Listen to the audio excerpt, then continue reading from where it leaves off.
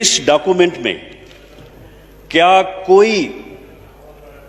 کوئی پالیسی، کوئی ویژن، کوئی منصوبہ ہے کہ عام آدمی جو اس وقت جس صورتحال سے دوچار ہے، جس مہنگائی کی وجہ سے عام آدمی کا 2 وقت کی جو ہے وہ روٹی جو ہے اس کے لیے مشکل ہے، اس کے لیے ایک دن جو ہے اس کا گزرے اوقات جو ہے وہ مشکل ہے، اس کے متعلق کوئی منصوبہ ہے اس میں؟ یہاں کہا گیا کہ وزیر اعظم عمران خان صاحب نے امیروں کا بجٹ دیا ہے، تو میں صرف اتنا کہوں گی کہ خان صاحب نے اس بجٹ کے ذریعے جو ہمدردی، احترام اور محبت کا تصور اس عوام کے لیے دیا، اس کی مثال نہیں ملتی تھی۔ یہ کووڈ-19 سے لڑنے کا بجٹ ہے، یہ دہاڑی دار کا بجٹ ہے، یہ میرے فرنٹ لائنرز کے تحفظ کا بجٹ ہے، یہ ان مستحقین کا بجٹ ہے جو گھر بیٹھے ہوئے ہیں اور ان کو روزی روٹی اس لاک ڈاؤن کی وجہ سے نہیں ملی، یہ ان بے روزگاروں کے لیے روزگار دینے کا اور بے روزگاری الاؤنس دینے کا بجٹ ہے۔ اگر میں یہ بتاؤں تو 75 جو ارب ہے وہ صرف ڈیفر کرنے کے لیے بجلی اور گیس کے بلوں کے لیے دیا گیا ہے۔ یہاں پر بہت یہ کہا گیا، اس کے اندر سر جس طرح خام مال کے اوپر جس طرح سے sales tax, R D tax کو ریڈیوس کیا گیا ہے، تو یہ کاسٹ آف پروڈکشن کو کم کرنے کا بجٹ ہے، اس ملک میں دوبارہ سے انڈسٹریلائزیشن لانے کا بجٹ ہے۔ بہت سی باتیں یہاں پر کی جاتی ہیں اور یہ نہیں سوچا جاتا کہ جو احساس پرائم منسٹر صاحب کو اس عوام کا ہے وہ کسی کو بھی نہیں ہو سکتا۔ صرف یہ ایک یہاں پر سب نے کہا گیا کہ جی ہمیں یہ بک نہیں ملی، وہ بک نہیں ملی، میں نے تو یہ سپلیمنٹری بک پڑھی بجٹ کی، اور یقین مانے مجھے ایک چیز پر اپنی حکومت پر یہ خوشی ہوئی، آج تک جتنے سپلیمنٹری بجٹس آتے تھے سب میں سپلیمنٹری بجٹ رکھا جاتا تھا لیوش گاڑیاں خریدنے پہ، 20-20 ارب دیے جاتے تھے اپنے داماد صاحب کو ایمینز میں بانٹنے کے لیے، سارک کے لیے SUV گاڑیاں لی گئیں، ان کے جو پاناما کے وکیلوں کی جو فیسز تھی وہ بھی اس سپلیمنٹری بجٹ میں ڈالی جاتی تھی، یہ جو لائرز کی یہ جو مہم کو یہ سپورٹ کرتے تھے وہ بھی اس سپلیمنٹری بجٹ میں ڈالی جاتی تھی۔ لیکن اس دفعہ کیا ہوا، افغان فینسنگ ہو یا کووڈ-19 سے لڑنا ہو یا ہمارے احساس پروگرام کے لیے ہو، پہلی دفعہ سپلیمنٹری بجٹ میں یہ سب کچھ ایڈ کیا گیا۔ بہت کہا گیا 5,000 کہ ہم نے قرض دیا، ہم نے جو قرض کی قسطیں ادا کی، تو سر میں صرف اتنا بتا دوں کہ جو ہم نے قرض کی قسطیں ادا کی ہیں وہ تو صرف ہم نے سود دیا ہے اس قرض کے اوپر جو انہوں نے لیا تھا، اور اگر ہمیں آج وہ سود نہ دینا پڑتا تو کئی گھروں کو احساس پروگرام کے تحت پیسہ مل سکتا تھا۔ کتنے ہی وینٹیلیٹرز ہمارے لوگوں کو، وہ لوگ، وہ پیشنٹس جن کو ہم یہ کہتے ہیں کہ کووڈ-19 سے وہ لڑیں، ان کے لیے اس کے وینٹیلیٹرز آ سکتے تھے۔ اس وقت جو ہے وہ آپ کی جو حکومت ہے اس کے 5 ہی بنیادی اصول ہیں: نااہلی ہے، نالائکی ہے، تکبر ہے، نفرت ہے اور انتقام ہے۔ آج فائنینشیل ٹائم کی رپورٹ ہے، آج کی، اور وہ کیا کہہ رہے ہیں؟ وہ کہہ رہے ہیں آج کی رپورٹ ہے، اور میری یہ ایک رپورٹ اپوزیشن کی ایک تقریر پر بھاری ہے۔ In Pakistan, the outlook has improved since victory of Prime Minister Imran Khan. In a short period, the country has seen notable improvements in business sentiment and microeconomic policy making. Further اسی report میں کہا جاتا ہے کہ state bank has undergone a complete makeover to transform it into a mould of a modern central bank under its new leadership. یعنی یہاں پر بیٹھ کر کہا گیا کہ گورنر صاحب کو اسٹیٹ بینک کے ECL پر ڈال دیں، تو فائنینشیل ٹائم کیا کہتا ہے؟ انہی گورنر صاحب کو، پرائم منسٹر صاحب کو فائنینشیل ٹائم کہہ رہا ہے کہ انہوں نے کم ٹائم کے اندر سب کچھ الٹا کر رکھ دیا اور اکانومی کے اچھے حالات کر دیے۔ آپ مجھے بتائیں کہ کرونا کے متعلق آپ نے جو بھی اقدامات اب تک اٹھائے ہیں اور جو بھی آپ نے دعوے کیے ہیں، کیا وہ سب کے سب غلط ثابت نہیں ہوئے؟ اور اس سلسلے میں جو بھی انتظامات آپ نے کیے وہ سب کے سب جو ہے وہ ناکام ثابت نہیں ہوئے.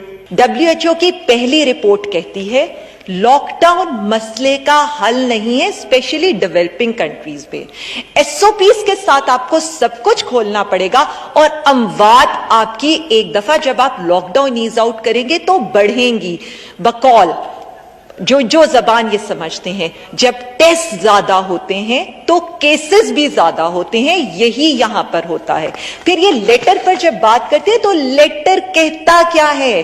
لیٹر سجیسٹ کرتا ہے intermittent lockdowns of targeted areas. آپ اپنے ٹاؤنز بند کر دیں، آپ اپنے ڈفرینٹ یوسیز بند کر دیں. یہی پرائم منسٹر عمران خان صاحب کا ویژن ہے. آپ نے کتنی بار یہ کہا کہ جی IMF جو ہے وہاں جو جانا جو ہے وہ ملک کی اکانومی کو برباد کرنے کے مترادف ہے. ہم خود کشی کر لیں گے لیکن IMF نہیں جائیں گے. اس ملک کا وزیر اعظم جو ہے وہ جب کسی کے سامنے جا کے ہاتھ پھیلاتا ہے تو پوری قوم کا جو ہے وہ شرم سے سر جو ہے وہ جھک جاتا ہے. قرض لیتے ہیں، یہ قرض لینے پر ایک دوسرے کو مبارک باتیں دیتے ہیں اور اخبار میں اشتہار چھپتا ہے. قرض دینے پر وزیر اعظم نواز شریف صاحب اسحاق ڈار صاحب کو مبارکباد دیتے ہیں، یہ اشتہار ہے.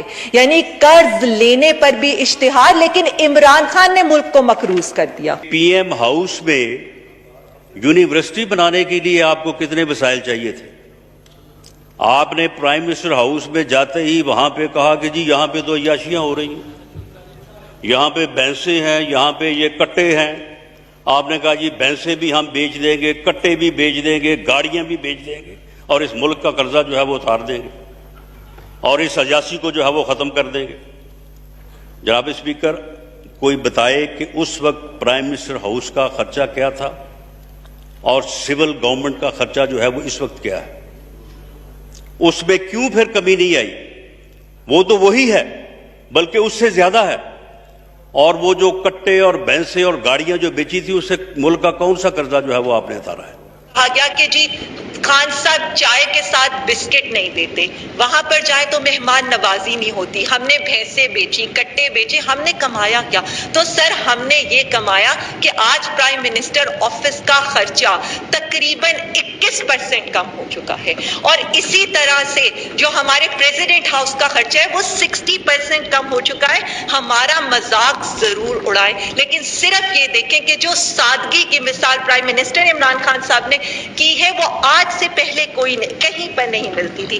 سر نہ وہ اپنے ان کے کوئی کیمپ آفیسز ہیں، یہ میرے پاس صرف ایک چھوٹا سا جو میں کمپیریٹیو ڈیٹا کرتی ہوں اور مجھے یہ سمجھ نہیں آتی ہے کہ یہ تو روٹی کپڑا مکان کے لارے دیتے تھے ہمیں، یہ تو ہمیں ووٹ کی عزت دینے کو کہتے تھے. آج ان کی جمہوری وارداتیں یہ ہیں کہ یہ 2-2 کروڑ 3-3 کروڑ کی ٹپ تک لیتے رہے، یہ TADA تک وصول کرتے رہے اور یہ بیرون ملک اپنے نجی دورے کرتے رہے. اگر میں بتاؤں آصف علی زرداری 2 کروڑ ٹپ، نواز شریف 3 کروڑ ٹپ، تحفے کی مد میں 4.5 کروڑ روپے، 6 کروڑ روپے ان کے TADA پر عوام دیتی رہی. جبکہ یہاں پر پرائم منسٹر عمران خان صاحب اپنے گھر میں رہتے ہیں، کوئی کیمپ آفس نہیں ہے، سیکیورٹی کے پیسے وہ خود دیتے ہیں. جبکہ آصف علی زرداری صاحب کی سیکیورٹی کے اوپر آپ کے 316 کروڑ روپے لگے، ان کے کیمپ آفیسز کے اوپر 3.5 ارب روپے لگے. نواز شریف کے لیے 4 ارب، شہباز شریف صاحب خادم اعلیٰ کے لیے ان تقریباً آپ کے 19 ارب روپے کیمپ آفیسز پر لگے.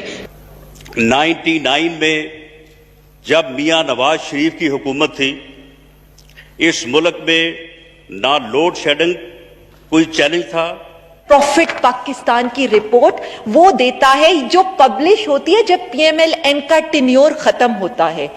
اس میں وہ کہتے ہیں کہ 5 میجر کمپوننٹس ہیں اکانومی کے، اور پانچوں کے پانچوں میجر کمپوننٹس کی بلیک پکچر چھوڑ کر گئے ہیں. یہ ملک کو یہ تحفے دے کر گئے ہیں. سر ٹیکس ایڈمنسٹریشن تباہ، انٹرنیشنل ٹریڈ تباہ، یعنی آپ کی درآمدات آسمانوں پر تھی اور آپ کی ایکسپورٹ صفر تھی. پبلک ڈیٹ اینڈ لائبلٹیز 1947 سے آج تک سب سے زیادہ لیا گیا، سارے ریکارڈ توڑ دیے انہوں نے قرض لینے کے. एनर्जी सेक्टर तबाह, स्टील मिल बंद, यानी वो कहते हैं स्टेट ऑन जो आपकी जितनी भी इंस्टीट्यूशन थे सारे के सारे आप तबाह करके गए, स्टील मिल बंद करके गए, पीआईए तबाह करके गए, पाकिस्तान रेलवे बर्बाद करके गए। ये पाकिस्तान प्रॉफिट पाकिस्तान की रिपोर्ट है जब इनका एंड अप होता वो है। लॉकडाउन जो है वो खुद ना करवा सकती है, जो को करे तो उसे करने नहीं देती। यहां बाकायदा लोगों को तैयार करके कराची भेजा गया कि जाके सिंध गवर्नमेंट के ऊपर जब हमलावर हो जाओ, जाके वहां पे उनको जो वो करना चाहते हैं उनको रोको। की इलेक्ट्रिक के बिल वफाक देता है, इनको ट्रांसपोर्ट साफ पानी वफाक देता है, कराची का कचरा वफाक उठाता है, राशन के पैसे, वहां पर जो एहसास प्रोग्राम के पैसे, किट्स के पैसे प्राइम मिनिस्टर साहब देते हैं। इनके सिंध में ये जो कहते हैं ना कि बावले कुत्ते मारने के लिए, उसके पैसे भी प्राइम मिनिस्टर साहब देते हैं। थर में बच्चों को भूख के खात्मे के लिए भी प्राइम मिनिस्टर इमरान खान पैसे देते हैं। लेकिन ये क्या कहते हैं, मरसूं 18वीं तरमीम ना देसूं। तो इनके लिए यही जवाब काफी।